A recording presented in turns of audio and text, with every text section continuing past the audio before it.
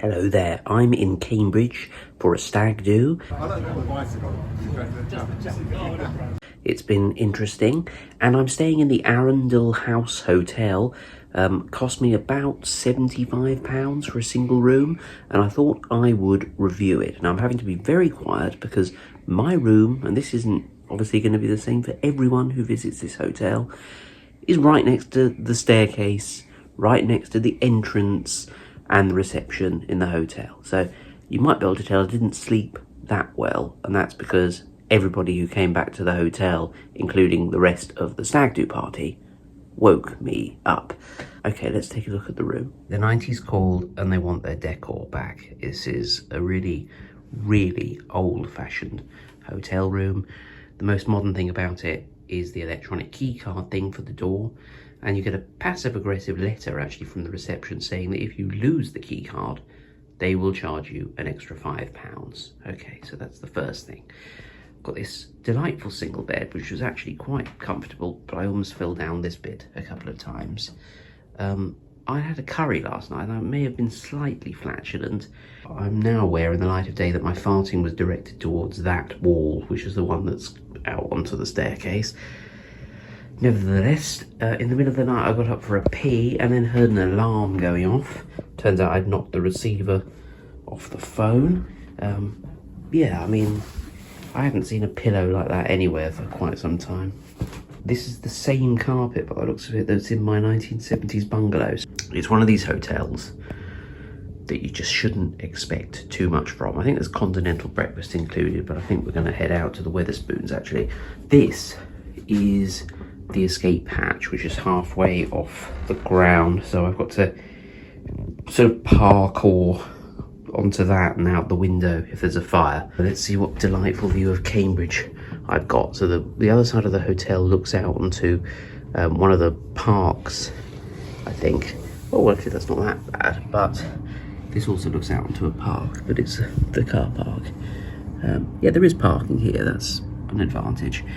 Now I opened my window, I've had it open all night. It's about 14 degrees outside.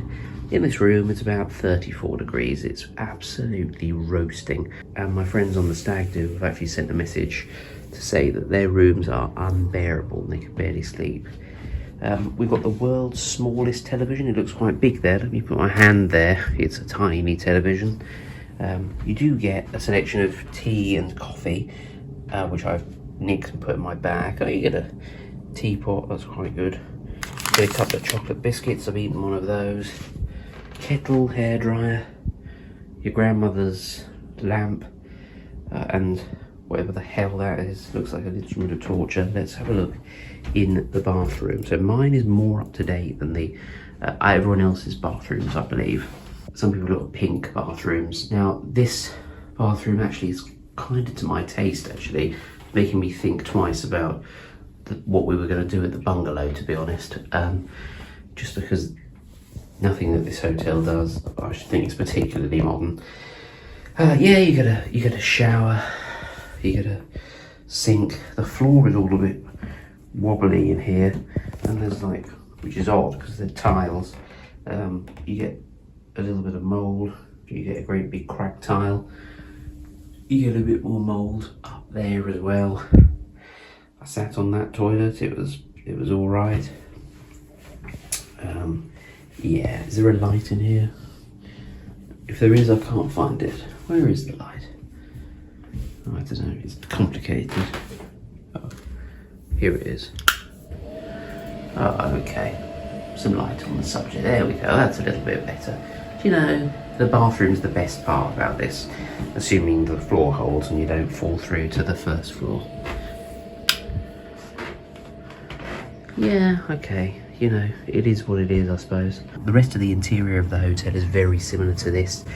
It's just got a kind of, I know everyone probably always says it when they review like a hotel like this, but it's got a real Fawlty Towers vibe. But the staff are very friendly, and yeah, I mean, I didn't sleep well, which is kind of, I suppose, one of the main points of a hotel, isn't it? The main functions. So in that regard, it's been a complete and utter failure. I feel pretty rough, to be honest.